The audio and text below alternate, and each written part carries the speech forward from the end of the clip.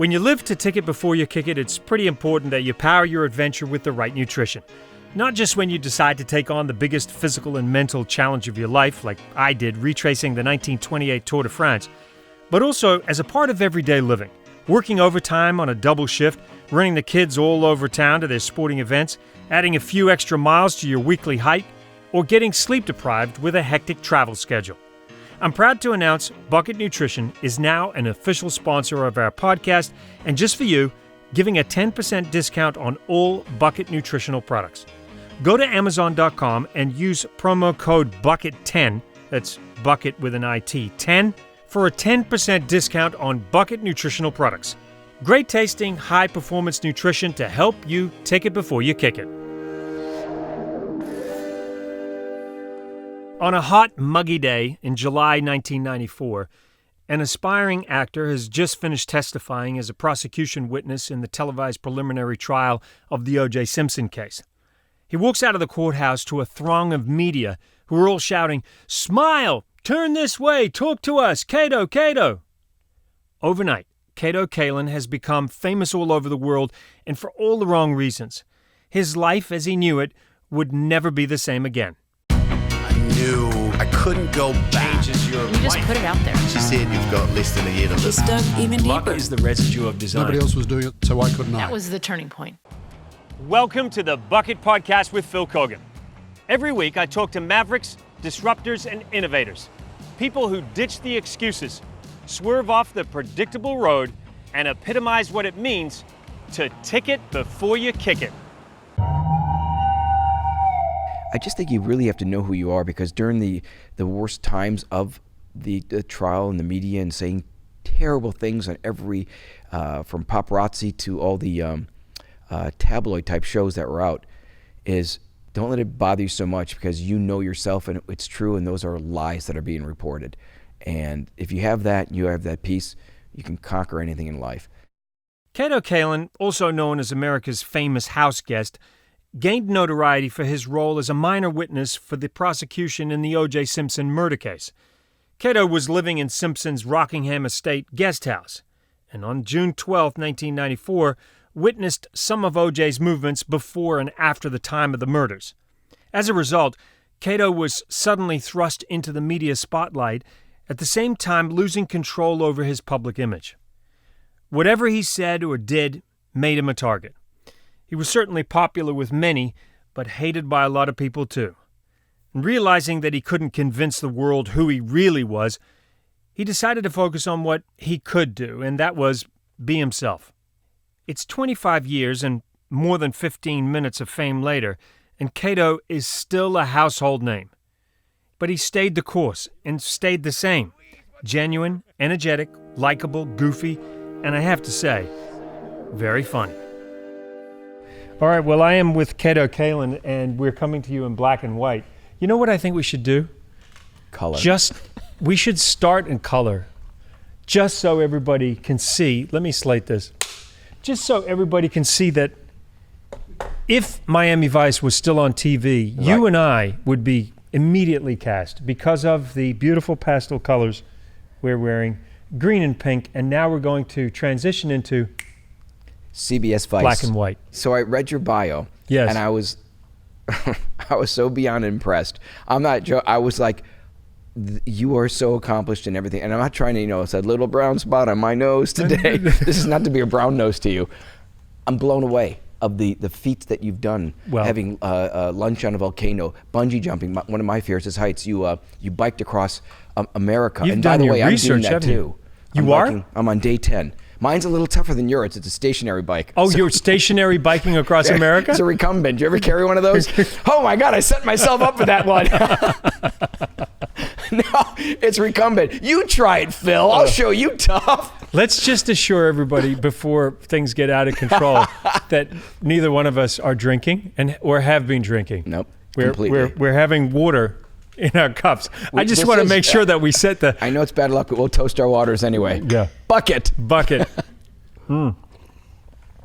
Good way to start. I wish I could drink more than, I'm with the friends a lot. I can't, for some reason, I'm this guy that suffers from migraines, and I can't have which is probably a good thing if you think about it, because if I have a beer, if I have one drink, I already know the headache. How does it manifest itself? You get it on the side of the head? Left side, left eye. Left eye, left side, I say done. So I did a blood test. I did it's 7 vials of blood, which That's a lot of blood. Lots of blood. So they tested it, and no wonder you had a headache. You take that much blood. Yes, and I did it at Whole Foods. So I knew it was like, what? Shouldn't I go to a hospital? No, I'm kidding. I hope they don't sell it, like at Whole Foods. No, Kato's blood. Kato's blood Live at Whole forever. Foods. Only.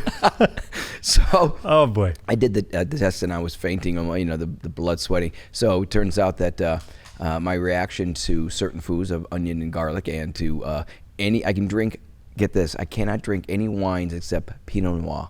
Because the grape is different. I'm not a doctor. I can't figure it out. Well, I'll tell you, Pinot Noir, favorite grape of mine, favorite wine of mine. Is it? Thin-skinned. Exactly. Very thin-skinned. Different acidity. Different acidity, different tannins in it. And so it's very thin, the taste. It's more of a fruity taste. So you're in good company, because Pinot Noirs, the actor Forget the podcast. Let's go drinking. Yeah. Yeah. It's funny how we all immediately transition to that. But do you know the actor Sam Neill? Yeah. Oh, he has his own vineyard. You got a little Sam Neill also. Yeah. Much younger. I can't believe that we get a chance to sit down here and have a chat. We met at July 4th celebration. You were very patriotic looking. You were wearing red, white, and blue proudly. Red, white, and blue tennis shirts also. Yeah, you had the red. I mean, the whole outfit.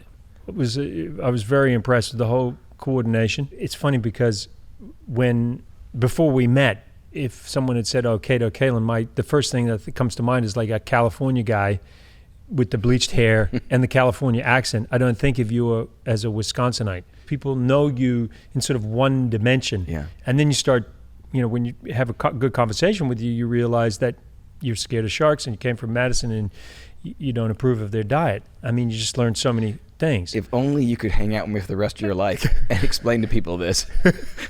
I won't even have to talk. You just bring you said, your green shirt. Yeah, I know you love my shirt. I'm happy to give it to you at the end of this. You said, "I was famous for all the wrong reasons.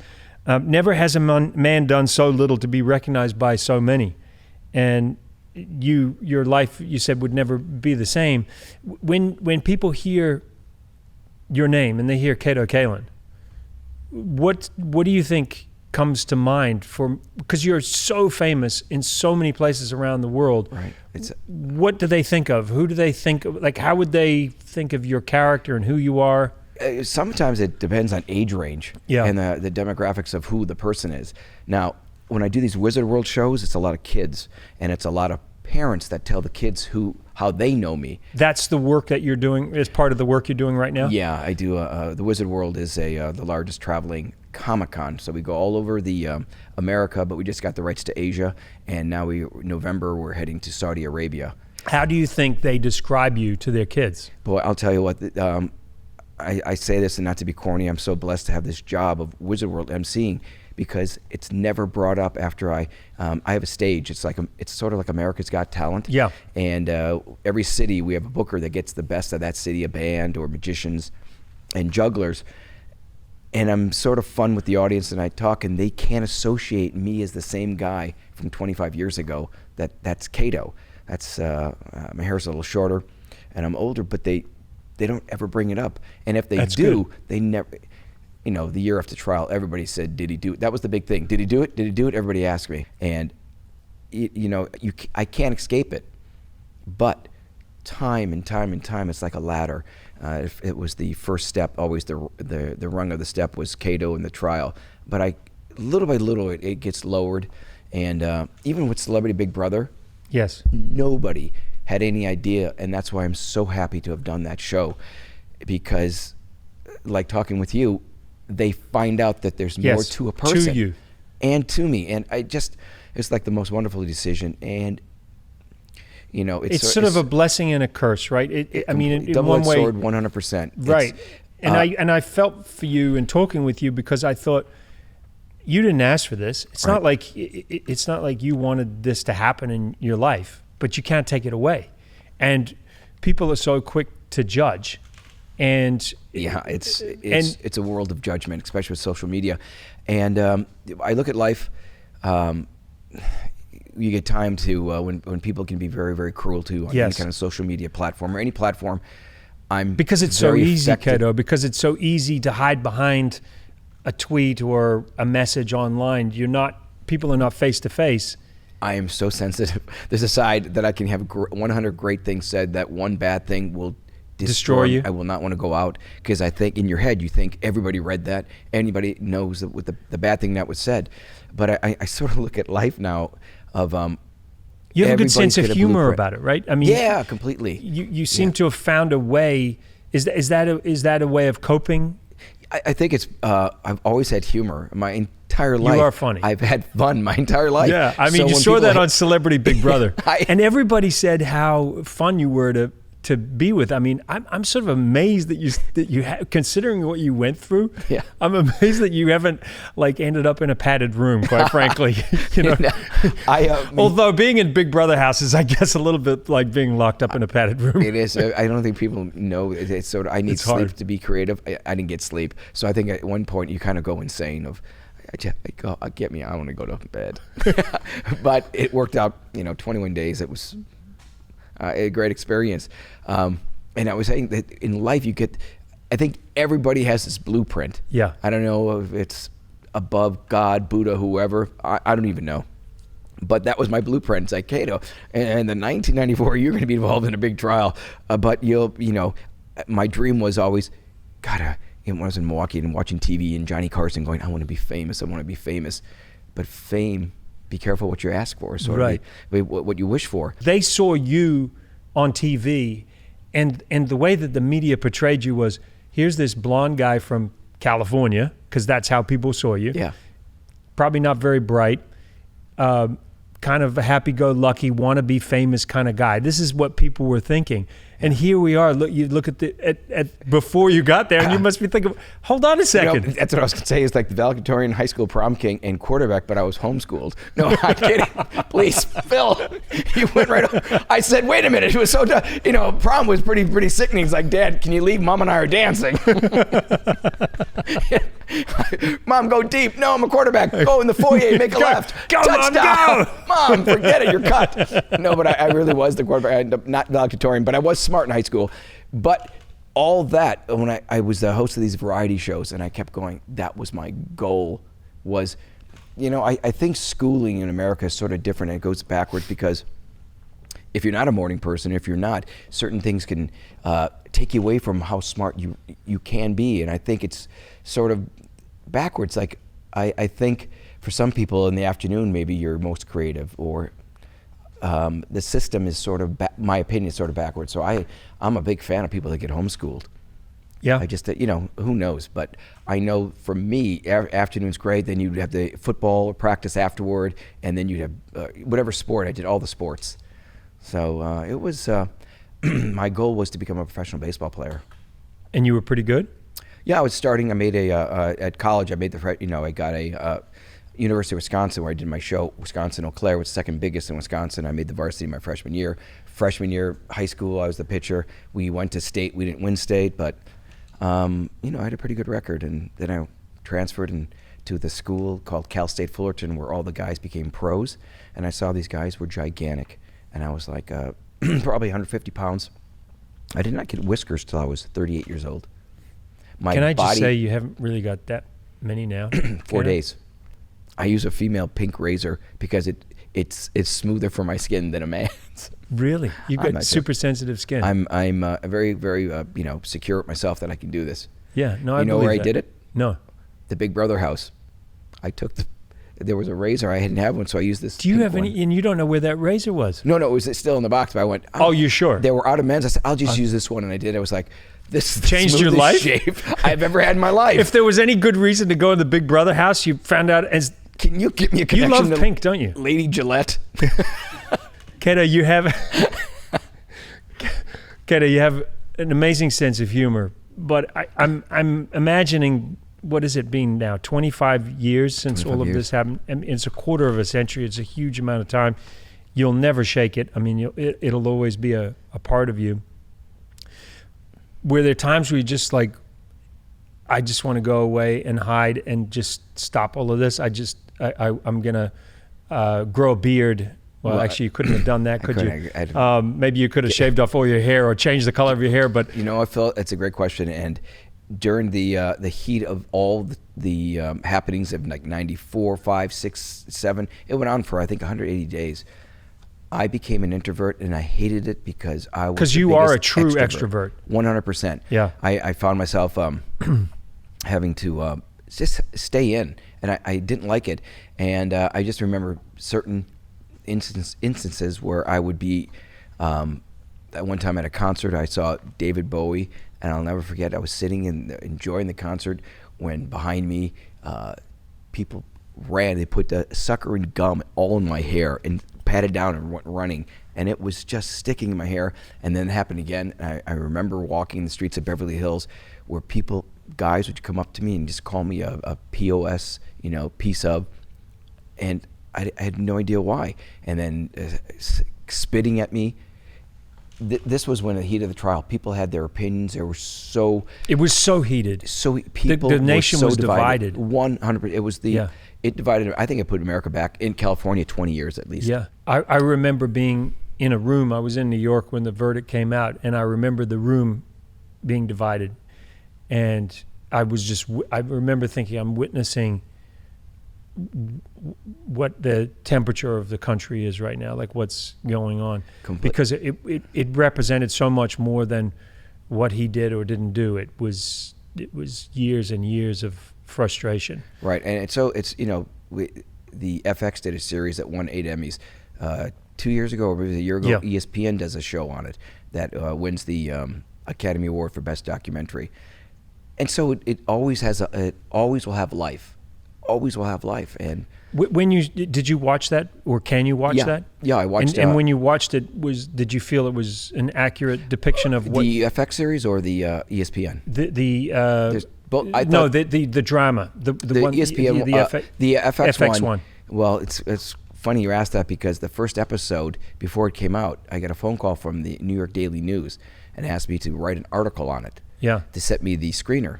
So I wrote an article, and it was very cathartic for me, and it became this one time to write my feelings. Well, it was a big hit. They gave me the second one. Second one, USA Today printed it. Third one, they asked me they kept giving me screeners until eventually they said write on all 10 episodes.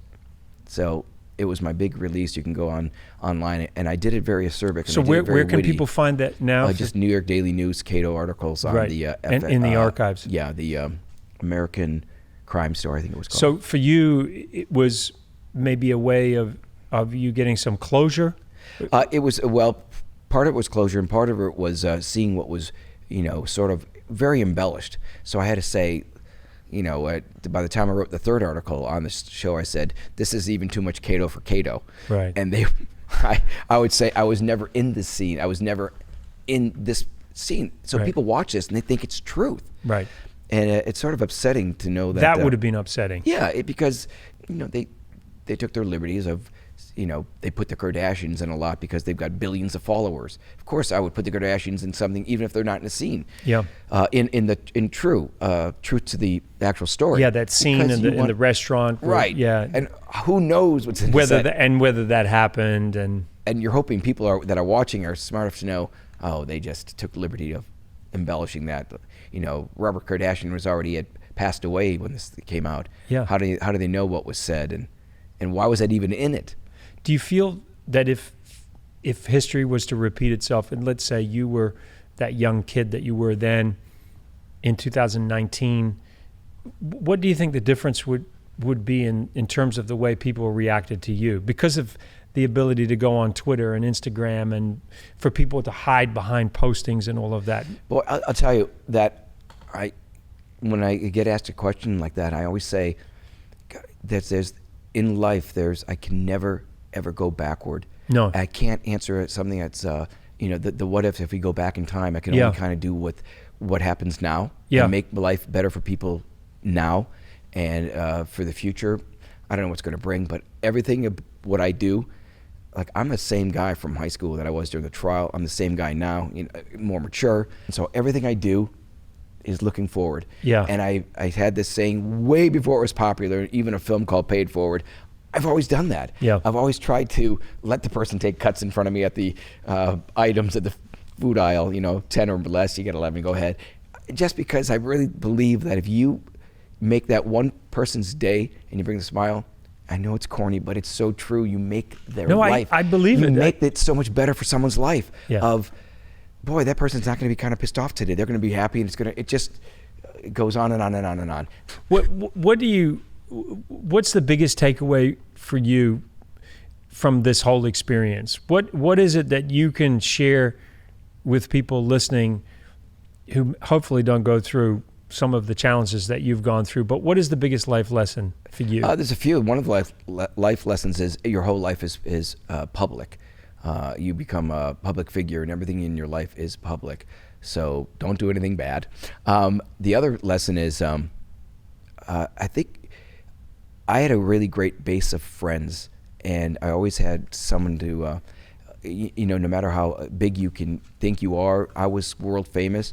Make sure you have a family always keeping you humble, and make sure that you have friends that'll keep you humble. And I also think, I just think you really have to know who you are, because during the worst times of the trial and the media and saying terrible things on every, from paparazzi to all the tabloid type shows that were out, is know that what they're saying is not, don't let it bother you so much, because you know yourself and it's true, and those are lies that are being reported. And if you have that, you have that peace, you can conquer anything in life. And it's taking forever for me to conquer, but I'm still chasing my goals that I did from 40 years ago. I'm still the same, and I'm still have that drive. I feel like I've gotten older, but I still have that same exact drive of trying to get a show, become a host, and I have the baggage I have is not my baggage, the baggage of what people think. And I'm trying to make all that negative Simpson trial stuff, I'm trying to every day make it a positive for me. Yeah. And to show people, and I notice it because of social media, how people are going, you deserve a show. I post funny stuff all the time, and they're like, this is great, you're funny. So I know those little by little it's getting there, and I'm at the right age now, because I think actors that become child stars, and you think about them, is that if they're not strong in their head, if they're not strong in their heart, you turn to terrible things of alcohol or drugs. And so many have. You mentioned your friends. You were drawing a lot of strength from them through all of that time. Yeah, still my best buddies today from high school. That's pretty awesome. That they stuck with you, huh? Yeah, they're all super successful. I talk to them probably every day, if not every other day. And, I'm mentioning to you, I was going to Chicago. I'll meet them because Chicago's close to Milwaukee. I'll have a get-together. I'm going to take the drive from Chicago to Milwaukee and to see my buddies and come back here. I think that the older you get in life, the really valuable moments are with friends, real friends. And I love laughing. Oh, yeah, I can see that. I love it, laughing. I love making people laugh. I love laughing. I'm seeing you on a game show. That's what I'm seeing. Oh, it's I think goal. You'd be really good at it. I want to be a game show host. That's been my life. I think you'd be really good at it. So if anybody's listening, if you got a game show that needs a host, you need Kato. K-Train. Hop on the K-Train. Hop on the K-Train. No, you'd be phenomenal. Yeah. And I think bright outfits, pink shirts like this, and like just bright, anything bright, very colorful. Not too loud so they can't hear me. Yeah. But loud enough. People, again, they judged the book by its cover. They looked at you. They thought, oh, this California guy with the hair. He's a slacker. He's hanging out at this house. He became this famous house guest.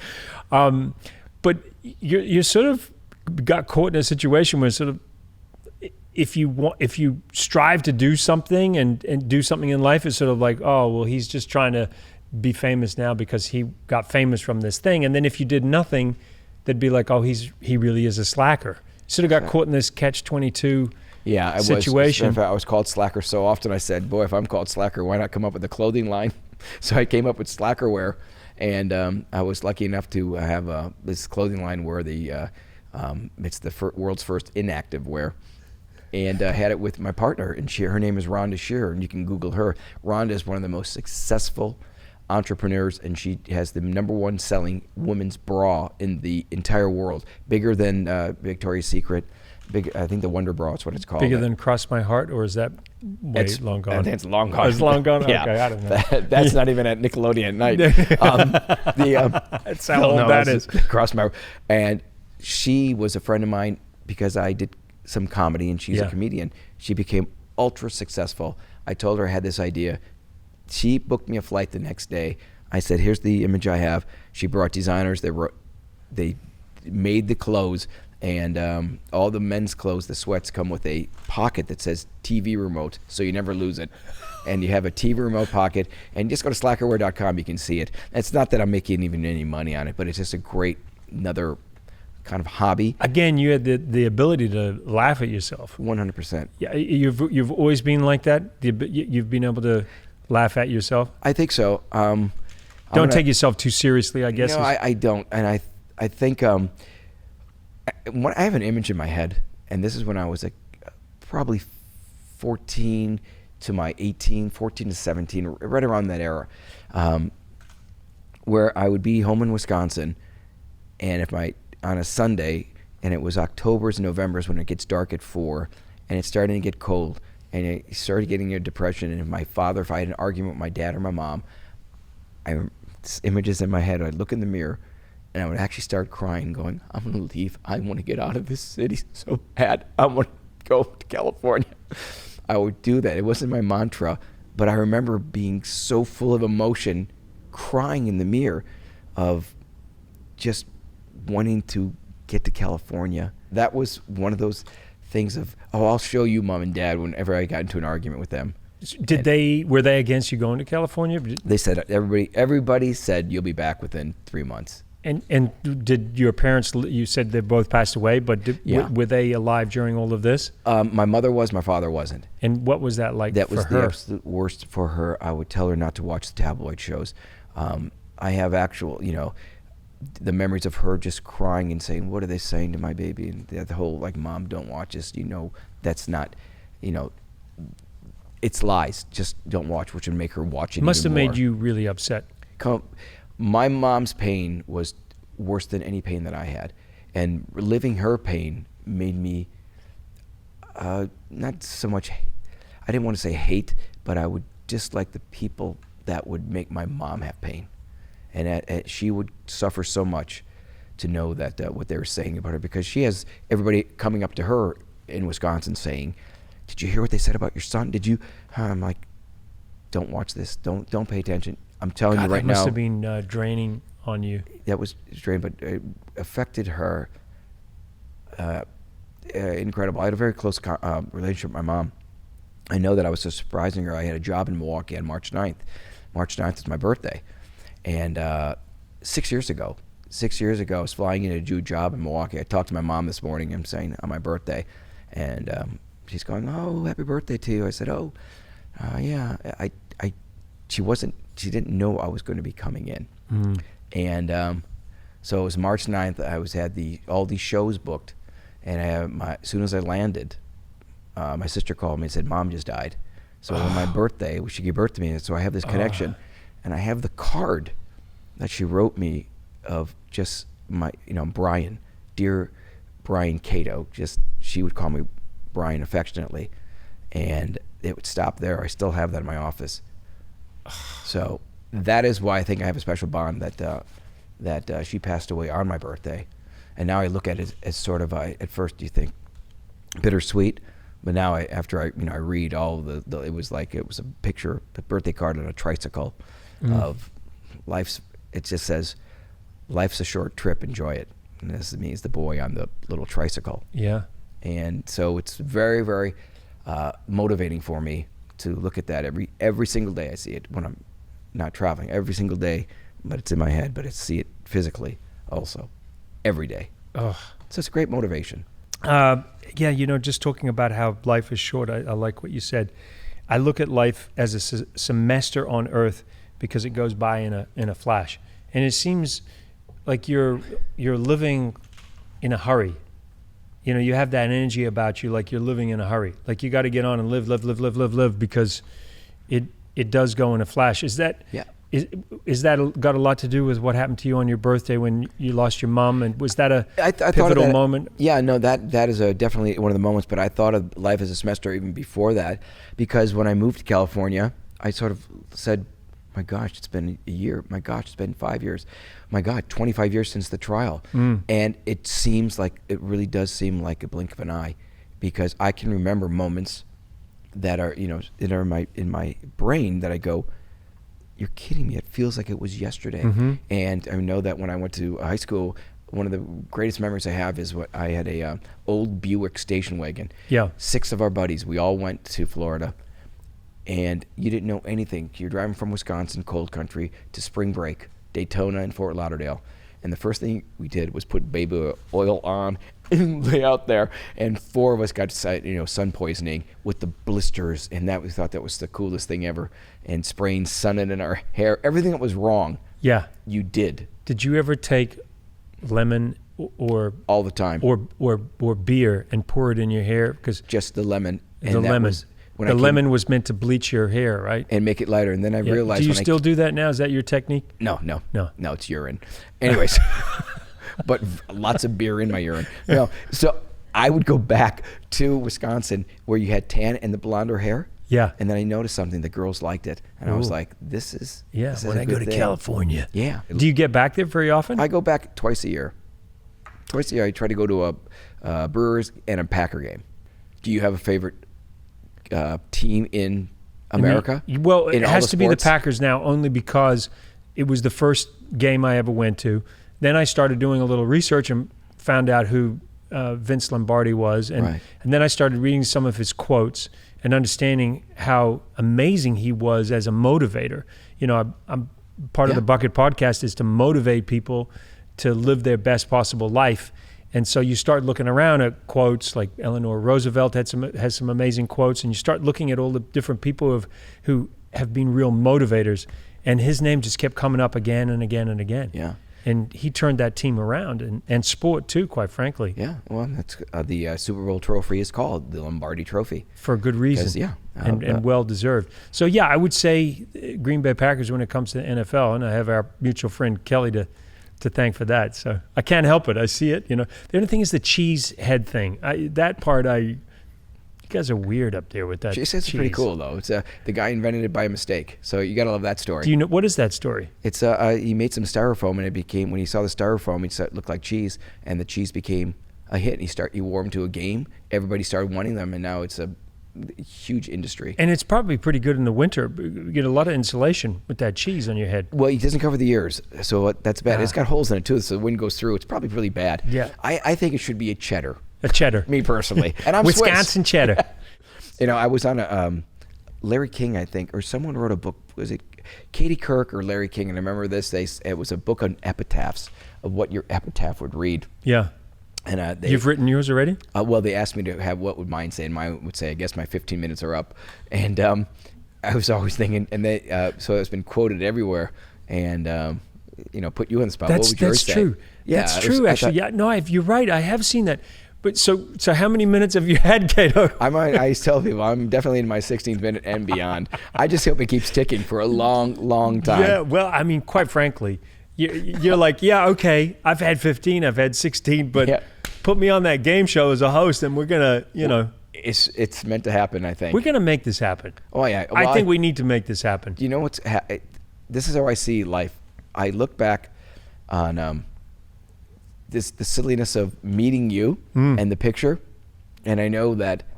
And you went, oh my God, I have a brother that I didn't know I had. I know will be, be hanging out all the time, but I know that we'll be friends.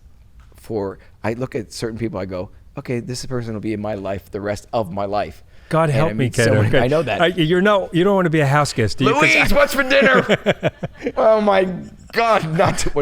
Just so you know, I don't have like a little place in the back of my place. Okay? I know that. No, I just want you to know that Phil, before we begin this friendship. I don't want you to be like, hey Phil, I just have this feeling. I couldn't stay with you, could I? Phil, I can afford my own couch, for goodness sakes, please. And it's a pullout. Snails. Do you mind if I put it in your spare room? Yeah. It would be a pleasure to live behind your house. Oh, boy. To actually, one of my, I want to go to New Zealand and Australia. I've never been. If you ever go to New Zealand, you let me know because I can definitely help you have a great time, great trip. I already Did you know say that. you wanted a bungee jump? Is that something that's on your bucket list? That is not. My bungee, my list has, from 20 years ago, has different things that are kind of happening, not to be so daredeviled, because I used to be a daredevil. I used to do crazy stuff. I used to jump. But bungee jumping is totally safe. 100%. I'm telling you. I know the guy who co-created commercial bungee jumping. We broke an unofficial world record together. His name is Henry Van Ash. I'm telling you, it's 100% safe. We'll make sure of it. I've talked to Henry twice, and this is how you have to talk to Henry. Henry! How are you? Call you later. This is just happening. Yes. I'm bringing the fire to the podcast. The K train. Hop it. Henry would love that joke. Is he in California? No, he lives in Queenstown in New Zealand. And he also is involved in the wine industry and loves Pinot Noir. Oh. Pinot Noir, mate, if you want to go to New Zealand, that's where you go for a good Pinot Noir. Really? Yeah, Sam Neill's wine, 2 paddocks, which is Sam Neill has his own wine? Yeah, Sam Neill has his own wine with the thin-skinned Pinot Noir grape. He also has a pet pig. He'd love to meet you, actually, Sam. I would love to meet Sam Neill. Oh, Sam is a dude. And his pet pig would love me. He's a personal friend, right, Sam? Well, I wouldn't say. I mean, we're friendly. I mean, we know each other. We go back. When I first came to America, I wrote to him to get advice about going, leaving New Zealand, going out into the world. A little bit like you leaving Wisconsin. Right. I was leaving New Zealand, wanted to come to America to work in television here, and so I wrote to Sam Neill and I asked him for some advice, and he wrote me this amazing handwritten letter, and I still have the letter. I have it up on the wall. I can't top that story, but I have one like that. Can I tell you it? Yeah, please. So I went to a high school called Nicolay. Oprah went there. Steve Miller from the Steve Miller Band went there. And I mention this only for a reason. Richard Lovett went there. He's ran CAA, the biggest agency. Yeah. And Steve and Richard Lovett both went there. So at Nicolay, used to do the variety shows. And it was in Milwaukee, Glendale actually, and it was like a pretty prestigious high school.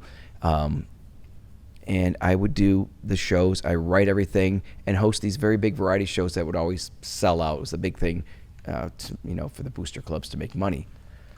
Bob Hope. Do you know who Bob Hope is? Absolutely know who Bob Hope is. was coming to an event called Summerfest, and the host of the show was Phil Donahue. And Phil Donahue did his taping at Summerfest. I had a job delivering ice on a cart to all the vendors, and it's the biggest event in Milwaukee. It's summertime. It's 10 days at Summerfest.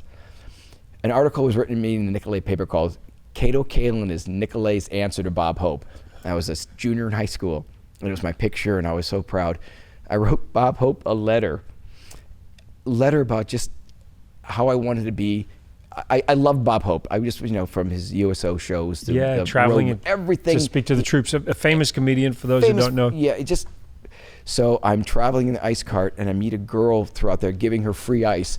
And I said, please, can I get this letter to Bob Hope? I can't get backstage. She goes, I'll make sure you get this letter. And I knew her from the different high school. And like I said, you made my day. It's written probably 5 pages. It was everything in my life of why I love Bob Hope. So I go, the event ends. I never get to meet Bob Hope. At 18 was the drinking age in Milwaukee at the time. I'm at this bar, not drinking, but I'm with my buddies. And these 4 girls are at a table, and the girl is reading this letter that I wrote to Bob Hope, and she never gave it to him. She's laughing hysterically about my letter to Bob Hope, and I almost broke down. I didn't approach her or anything. Oh. I was heartbroken that my God. letter never got to Bob Hope, and No it was from my heart. And I said, you never got my letter. I was so embarrassed and everything else that my feelings were being shared. Of I people thought this laughing. was going to end with Bob Hope coming over and offering you a beer. Nothing. No road movie. No. Nothing. Oh, that's terrible. That's a true story. That's heartbreaking. And it would get, and then we had, everybody used to do their shows in Wisconsin, that 10-day stretch. Did you manage to get it out of her hands to stop it? Nothing. It's in her hands probably still, or she burnt it. I don't know. But I'll never, ever forget that feeling of total humiliation. Oh. Why'd you have making to? fun Why'd of you me. have to say that story? I don't want I a think story that's about you being. It's a growth story. Is it a growth story? Look at me now. What's the lesson to be learned from that? Hey, know who you are. Know who you are. And no matter what, if the people pick on you, make fun of you, know who you are. And it was written from my heart, so you can't make fun of it. I would agree with everything that was in that letter back then. So tell us now about the excitement you have for what you do, because I know you told me you're pretty exhausted because you're traveling a lot, but you absolutely love what you do for a living right now. I love it. I'll tell you why I love it so much is because of something you just said. It's preparing me. I think you have to be prepared, like for a game show. Yep. I'm in front of. You're getting your hours. Getting it. I'm up on stage at the very, very least 9 hours, and I do every city I go to. I'll have a press schedule. Yeah. So give us the big picture of what it is you do. So I'll fly in tomorrow, and the PR department of Wizard World will have a list of what shows will be on the morning slate. Pittsburgh's a 3-hour difference, so my day starts like 3 a.m. If it's 5 a.m. there, it's 2 a.m. here, and you never really acclimate. And so it'll be the morning, whatever morning shows are from radio and the Good Morning Pittsburgh shows, and you try to get the crowd in. So I'm always one of the people that do all the PR. And from there, satellite media tour. Yeah. Of that. But yeah, I mean, is that what it is? Catch on internet. It'll be the local. Yes. Local Pittsburgh. All their ABC, CBSs. Then they cut into their broadcast, and then they say, and now from Los Angeles, California. No. I'm already there. Oh, you're there. Yeah, I do a lot of beforehand radio. Yes. At home. And then when you go there, I do their actual sit-in shows live. Wow. So you're in there with them. With them, and then we do the. It takes so much energy. I know exactly what you're talking about. The hardest part actually is the time difference. Yes. Because I have to save the energy for the stage, and I go right to the stage, and then you are. And then you're doing a 9-hour show. 9 hour, and then the Saturday and Sundays are a little earlier. And this is not complaining, by the way. It's the most fun. But it is. It is hard work. Yeah, and then I come home on Monday, and then have usually that week off. Yep. And now the schedule, we do 2 a month, and the schedule of getting internationally now is going to be incredible for the company. You talked about Johnny Carson before and how he's an inspiration. To me, what I loved about the way he was with his guests was he always was focused on making the guest the star. 100%. And that skill it shouldn't, and Oprah had that ability as well to facilitate the guest. Right. I wish you were doing that today, Phil. Yes, I'm trying. Trying to make you the star. So, 100%. You know what I'm saying? Yeah. No, I always try to make the place when they walk in, I want them to walk out that the place became better. Right. And I leave it that way always, that they had that. And I see it on the social media of what they say. The feedback. That's hugely valuable, isn't it? I get online with Amazing Race, for instance. I get on and I really want to know what people think, and even the negative stuff. What they do and don't like, and it's so valuable. I think in order to, it's a tool that as a performer you can use. You should be using. Oh, yeah. Not just the good stuff. Yeah, no, 100%. And like I said, it's a special group that comes in. It's the people that are. They sort of chase, I chase the light, they chase the Comic-Cons. And there's a lot that come from city to city to city. And they see the stars they love. We have, they get the panels where, we had Stan Lee who passed away, but Stan Lee came, there's a mile-long line to get his autograph. Stan Lee, perhaps the most significant figure with regards to comics ever, right? Is there anybody who's had more impact? He's like the Godfather? The CGI is what made everything kind of work finally for Marvel and DC Comics, or any kind of movie where you can make it look like they're flying, where you can it doesn't look phony anymore. It looks real. Yeah, not like if you go back and you look at the original Superman. Yeah, Christopher Reeve, or even before with Christopher Reeve when he was flying. And the cape. Everything's terrible. Yeah. And after these shows, people say, "What superhero are you?" I go, "I've been working 9 hours, and let me tell you, I'm Thor." Did I just set myself up? Did I set myself up with that? New Zealand.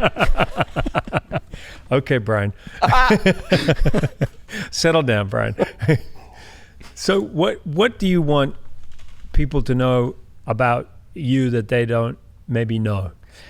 I think people are going to find out. I think it's still coming. Yeah. I think my value of who I am, it's happening. It's been brewing for a long time, and I think they're going to find out. Like a maturing wine. Yeah. A beautiful Pinot Noir. A Kato Scotch. Yes. And I think that's what they're going to find out. I think it's sort of brewing, and I really, really, once again, I hate using this term of being corny. I give everybody the benefit of the doubt. I love people. If there's something negative to say about me, I will not hate no matter what. And I really, really, really love people. And I want it to be on a show where everybody who watches that, they just feel better about life. Mm-hmm. And I think that's it. I think I'm not Lombardi, but I'm definitely a great motivator. I really think I can bring out the best in a person. And I think the key is really listening. And if any gift I have, my father was in sales and he had restaurants, is he always treated people with respect, and he always made them laugh, and he always, I could tell the people were genuine. They loved, his name was Al Aldrich, but Al, they loved Al. And I think having his quality, it's in me, and I think I'm trying to times that by 1,000, and I push it out there in the universe. I'm feeling it, man. Yeah, baby. Yeah, I'm going to come to the first taping of your game show. Is that all right? Well, you're exec producer. I hope so. Oh, is that right? Automatically? You're part of it. You're part of it. Yeah. You have a chance to win $1 million. Now it's a scratcher. We got to think of the right format, but I can see it. Yeah. Can you tell us how old you are? Because I know you're proud about how old you are. Oh no, I'm 60. You could pass for a 49 and a half, easy. Yeah, easy 49 and a half. Easy. Just like that. Easy. No, I really could. Yeah, no, you could. I do. So whatever you're doing it right. Thank you, sir. There's a chapter in a book I wrote. It's called Rediscover Your Childhood, where I try to encourage people to hold on to that young spirit. And years ago, we met we interviewed a guy called Banana George, and he didn't start snowboarding until he was 81. And didn't start water skiing until he was in his 60s, got into Hall of Fame, Water Skiing Hall of Fame, but he discovered being a child later on in life. And I feel like you're like him in terms of you've still got that childlike quality. George? Yeah, his name was Banana George. Banana Kato? Yeah, Banana Kato. Sounds appealing. Yeah, it does sound appealing. But you've got that spirit, that childlike spirit, and I think, that's a good thing. Oh, it makes you young. It does make you young. And is for life. Yeah. Having gone through so much in your life, Kato, I'm wondering, those who are listening who may be under public scrutiny, who are going through a challenging time under a spotlight or in the spotlight, what advice do you give them to cope? Especially nowadays with there's so much bullying going on. Yeah, and young kids are dealing with so much. And I think young kids, especially with the social media that goes on and how feelings can be hurt, I really think it's, you just have to, I mentioned to you before about looking in the mirror. I looked in the mirror. It's looking actually in the mirror and becoming your own mantra of I'm strong and this sort of invincible. Yeah. And part of the wizard world is all superheroes are invincible. Is sort of believe in yourself.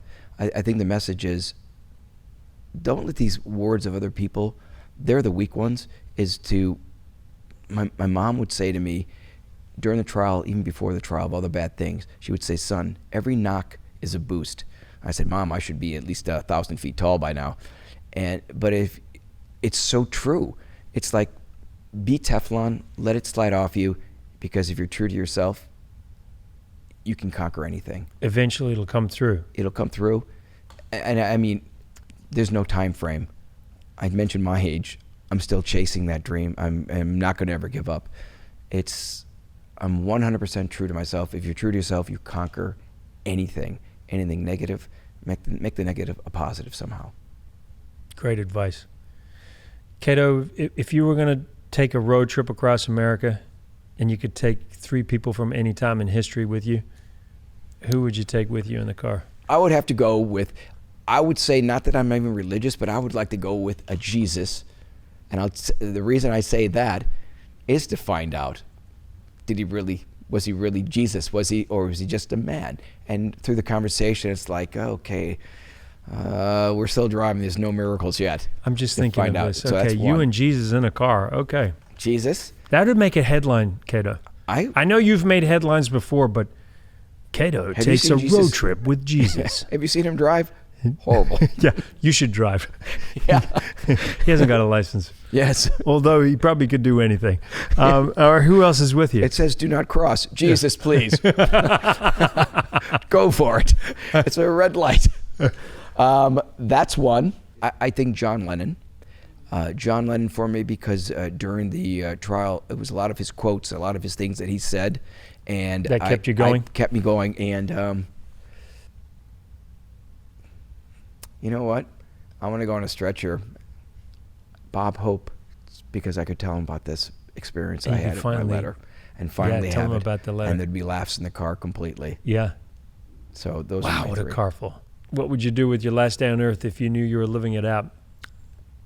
I would, my last day, if I knew, depending if I could fly or not, I'd call every one of my dearest friends and all that and spend it all with my buddies.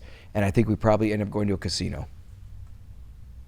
Only because that brings out fun. Oh, I see. Yeah, just a place, a meeting place where everybody could have fun no matter what. You'd have to give away your winnings, Kato, because it'd be no use to you. Take it. It's all about Take the it. fun. That's what I do. Yeah. Old story. First machine I hit at Vegas was $300. Yeah? It was an ATM, Kato, please. Please. Folks, please. Kato, it was an ATM. That's our show. Scott, thanks for laughing. Louise, I love you. Let's go to color just to end. Just so we go back to color and we see the pastels just to finish. Beautiful. I hope you enjoyed today's podcast. To see more great interviews, go to philkeoghan.com and subscribe to BUCKiT with Phil Keoghan wherever you get your podcasts. Please consider rating and reviewing us. And follow BUCKiT, that's BUCKiT with an IT, on Instagram and Facebook. Also, follow me on Twitter @Phil Keoghan. Today's podcast proudly brought to you by BUCKiT Nutrition. Great tasting, high-performance nutrition to power your adventure. Don't forget to go to Amazon.com, search for BUCKiT Nutrition, and use promo code BUCKIT10, that's BUCKiT with an IT, and you'll get a 10% discount on all BUCKiT nutritional products. Just wait until you try the BUCKiT Booster with Manuka Honey.